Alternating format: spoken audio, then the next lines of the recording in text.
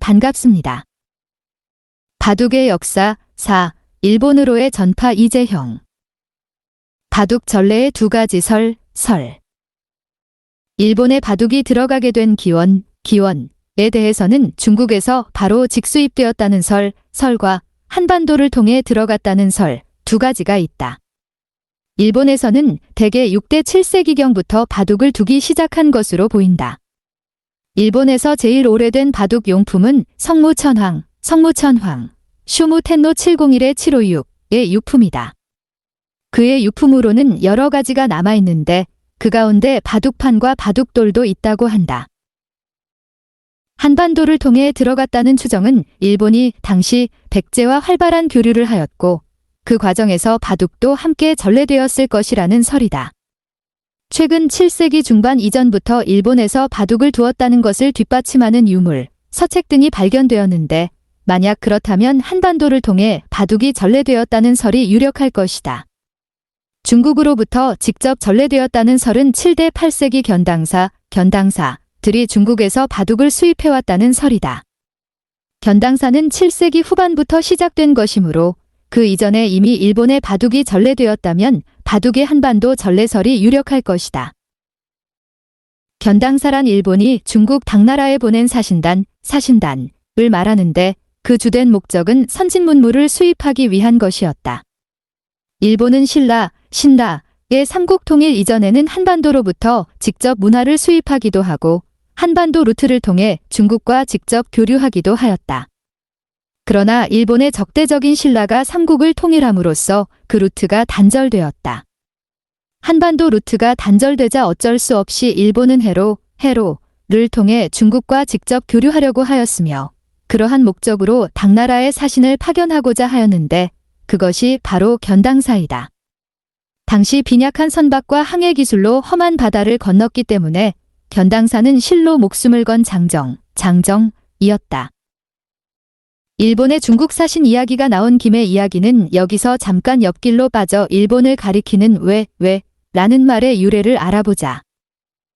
왜는 오래전부터 일본을 지칭하는 말이었다.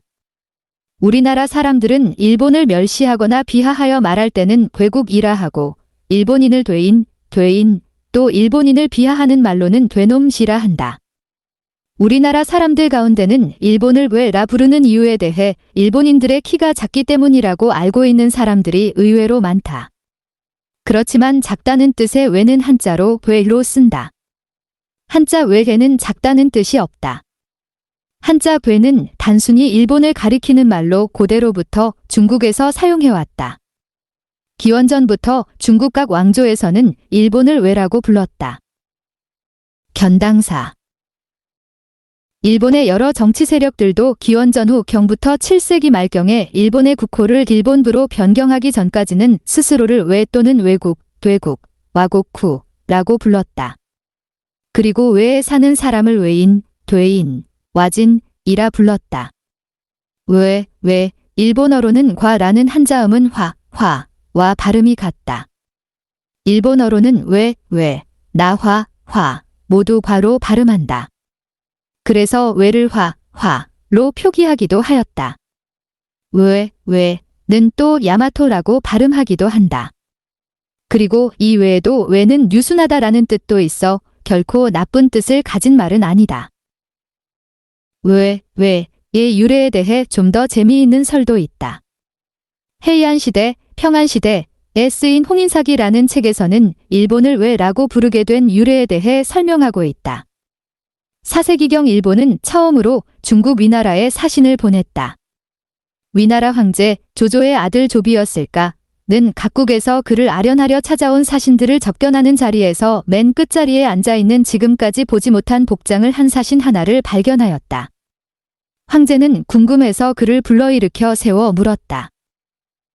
못 보던 놈인데 너는 어디서 온 놈이냐? 일본 사신은 당황하였다. 황제가 가장 말석에 앉아있는 자기를 꼭 집어 물어올 줄은 전혀 예상을 못했던 거다. 사신은 당황하여 일어나서 얼떨결에 대답을 하였다. 저 말입니까? 즉 일본말로 와, 나, 데스까, 좀 더 고어, 스럽게 표현한다면 과, 자, 대 고자를까? 그러자 중국 황제는 그래, 와라고. 와, 왜, 국에서 온 놈이군. 이 사신은 일본에 돌아와서 이렇게 보고하였다. 중국 황제께서는 우리나라를 와국, 다국, 외국이라 합니다. 그리하여 일본은 스스로를 와, 외로 표기하게 되었다는 거지? 이 이야기는 그냥 우스갯소리 같지만 그건 아니고 일본에서도 왜란 말의 유래에 대한 유력한 설로 지지를 받고 있다.